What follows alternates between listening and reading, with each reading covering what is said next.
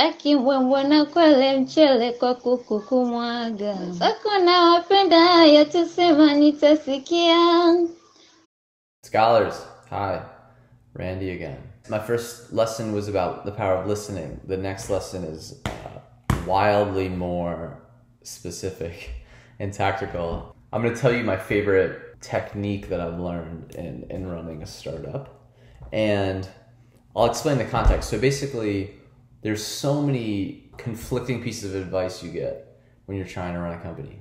And one of the really powerful ones is with a startup, be it a startup company, a startup nonprofit, whatever, if you're trying to start something, it's incredibly important that you go really fast and that you have a bias towards action. So there's this kind of loop of like doing something, learning from it, doing something that improves off what you learn, learning from that. Like it's called like a rapid iteration cycle, right? And you want that cycle to be as quick as possible so you can make progress as fast as possible. And that's extremely important.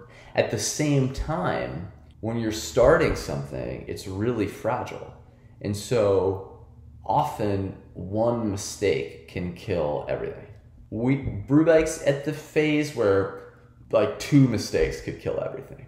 And we have in our history made some mistakes that could have killed everything. And we were kind of lucky they didn't. And so the question is, well, how do you go fast? There's this phrase called go fast and break things. So how do you go fast and break things while not screwing up in ways that would kill the company, right?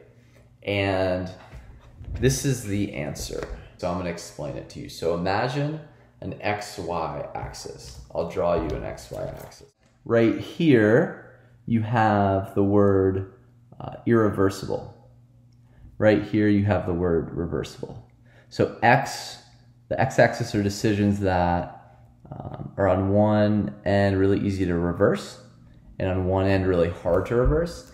And then the y-axis on the bottom, you have inconsequential decisions, and on the top, you have consequential decisions, right? So reversible, irreversible, inconsequential, consequential.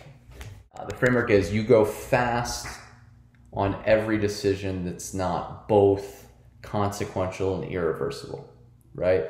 If a decision is consequential and irreversible, like hiring, if a decision is hard to change once you make it and incredibly important, you take a ton of time and you do a ton of diligence on that decision.